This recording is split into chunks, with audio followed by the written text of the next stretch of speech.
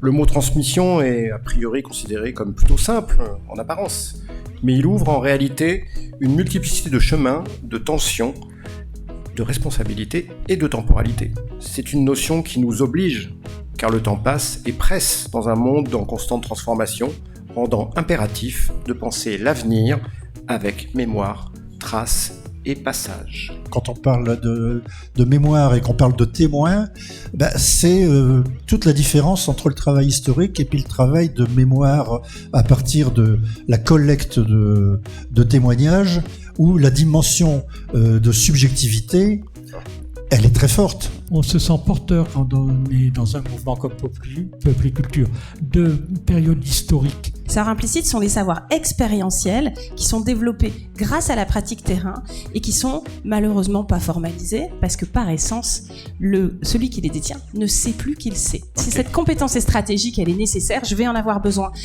dans les 5-10 prochaines années, et du coup, on sait que c'est là-dessus qu'il faudra particulièrement focuser la transmission, limiter la transmission orale et puis séquencer les scénarios pédagogiques. L'intérêt en fait de la capitalisation des expériences, c'est vraiment d'aller chercher aussi ce qui a posé des difficultés, quels ont été les problèmes en fait qui ont été rencontrés, comment ils ont été surmontés, quelles sont les compétences qui ont été mobilisées pour surmonter ces difficultés, etc.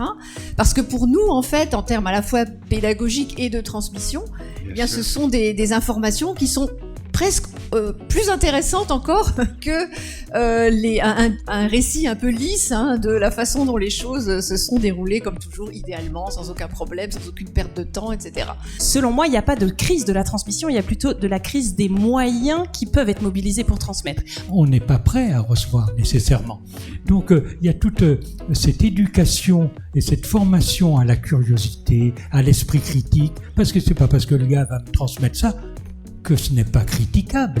Donc il faut faire attention. Enfin, il y a deux points qui m'importent et qui nous importent dans notre mouvement, c'est développer donc cette curiosité, cette confiance en le savoir, et développer l'esprit critique qui va avec. Pour moi, la transmission, en fait, c'est moins une histoire d'émetteur et de récepteur qu'une histoire de réciprocité. En fait, ce qui se passe dans la transmission, c'est vraiment un processus où chacun apprend de l'autre. Les archives, une fois qu'elles rentrent dans un service d'archives, elles sont faites pour être consultées, exploitées, réutilisées, valorisées. Parce que c'est ça aussi le sens de conserver les archives.